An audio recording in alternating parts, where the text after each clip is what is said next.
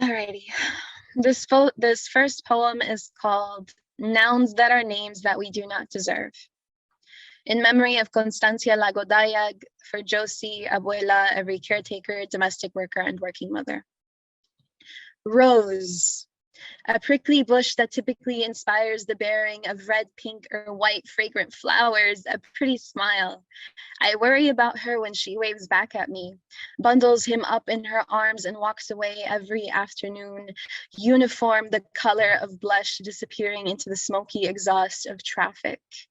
Composure.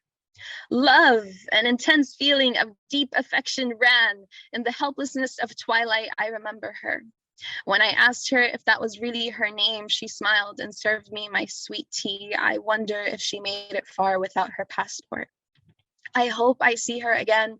I hope she's found something else to indulge in joy, a feeling of great happiness. Holds my hand in hers. I tell her she encourages me to be more feminine, lips coated like a war tank, her choice of rouge perfectly applied every day. She laughs that musical, tropical laugh of hers that transports me to the place she calls home. Reminds me there is better. Goddesses in their own right say they will be punished if they forget to apply the rouge.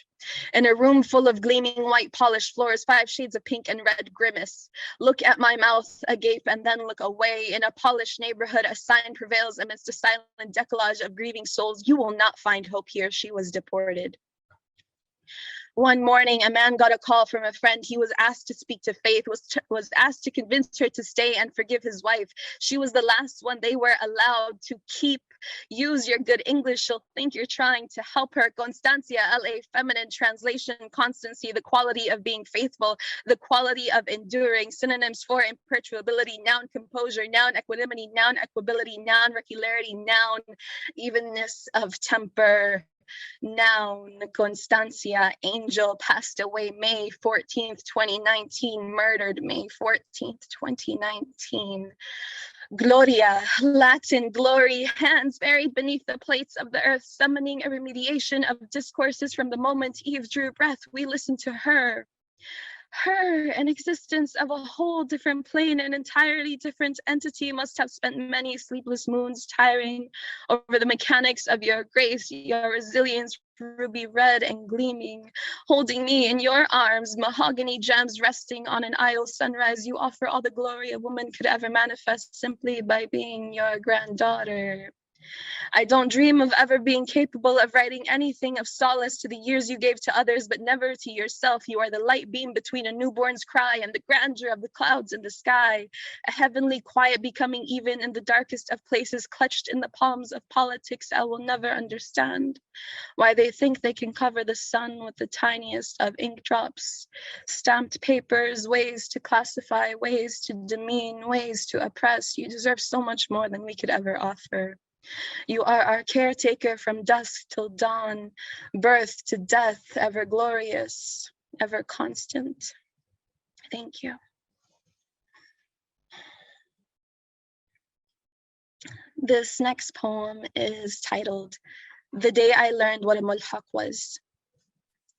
Struggling to find that address reminded me I didn't really grow up here. I wasn't from here, but the richness in her voice on the other end of the line was so familiar, it washed me.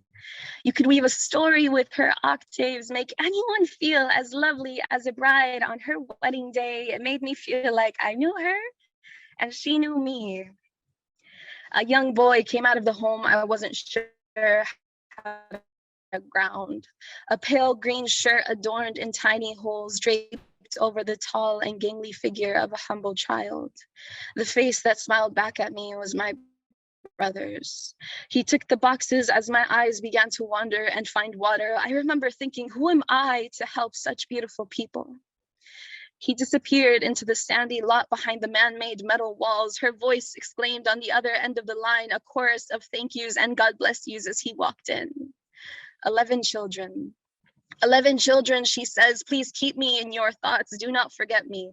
Do not forget me in the winter when my children may need jackets. Do not forget me when I will look for a job but will not have an abaya to present myself. Do not forget us and our metal home in the summer when the air conditioning has broke. Do not forget me when they say I am no longer without but simply illegal. Do not Umbedur, the woman with the richest voice in Kuwait, regal in hospitality. I wonder if she feels she could ever call this place home. Does she say, do not forget me, Kuwait? Forget me. Now, this last poem is titled, If You Give a Writer a Pandemic, She Will Surely Cut Her Hand. And it's after the children's storybook, If You Give a Mouse a Cookie. Do I have time to perform it? Because I am worried we might be going a little over. Okay, awesome. Okay. If you give a writer a pandemic, she will surely cut her hand. First, you must wait for a pandemic. Now is the perfect time. You'll never get a time like this. Perhaps this will be the first page. Make a note. Hire an artist because you've never done things according to plan. And before the first of 7 versions of your final draft are decoupaged in question marks and the lime iridescence of your highlighter, tribute to your insecurity is finally ready. You will have the cover art out of the way. Good for you. Now order a lime tree. Discover your green thumb or lack thereof. Spend 20 minutes of each morning staring at each blossom and dignified branch like a crouching tiger. Wizard of the bygone sorts, watch them steadily like a kung fu warrior on guard for pests. Start a starter. Add sugar for some reason. Forget about it on your kitchen counter next to the box of biscuits no one ever touches. In the 2 weeks before Ramadan, you'll have accidentally made alcohol. Congratulations, I guess. Sit down. Finally decide you need new furniture and spend every hour of daylight adding outdoor furniture to your IKEA cart because you'd rather write a book sitting outside in the fine print. Due to the pandemic, you will not receive your order till June. We're sorry for the inconvenience, but why the hell you'd order so much furniture in the first place? Don't worry, we're not judging you. Now is the perfect time to become a writer. Hang up on judgy warehouse guy. Stare at the bookcase you're tired of staring at. Ask yourself why it's not socially acceptable to read Shel Silverstein all day. Instead, reach for a book about a disillusioned man trying to find a higher source of life after the cow from his village died. Order jasmine, rose, rosemary, basil, and then some honeysuckle and morning glories. Drown in the responsibility of life that needs you to stick around. Be alert. They call it codependency. Honey, this is coping. A notification from your laptop. None of your students can download their homework and parents need to feel your interactions with them are worth the tuition. It is not worth the tuition. Start editing from the last page of your book. Maybe this way, hearing your voice day after day in the same cycle won't be so dreadful if it's in reverse. Pause. Put on your favorite song. Time to stretch. Your obsession with soap bubbles you never outgrew, so you'll walk into your kitchen instead to wash the dishes. Pretend your mind is focused on the task at hand and not on the mealy bugs and spider mites in your garden.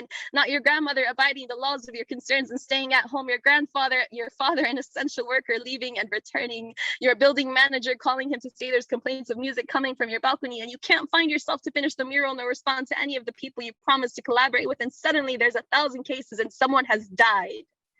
Not far away, there's a city starving within its barricades and people you cannot help. Your mother is now pregnant with twins. What's the right package? What's the best hospital? You missed your friends. Try to check on everyone between today and tomorrow. Don't overcook the meat this time. Sunday's beef broccoli you weren't proud of. The garlic is burning. People are starving. Finally, a snap. Something broke.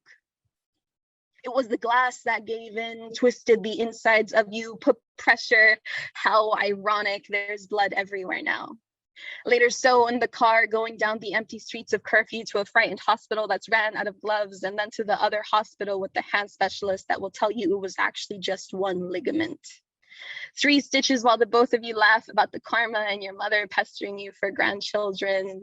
In retrospect, maybe a pandemic isn't a good time for anything, but there's always a necessity for the affirmation of life, a hunger to do all we can with all we are left, and sometimes that's writing a book with one hand in the middle of a time where tomorrow feels so necessary, yet hangs so precariously between the teeth of reality and all of our mundane hopes and dreams. Thank you.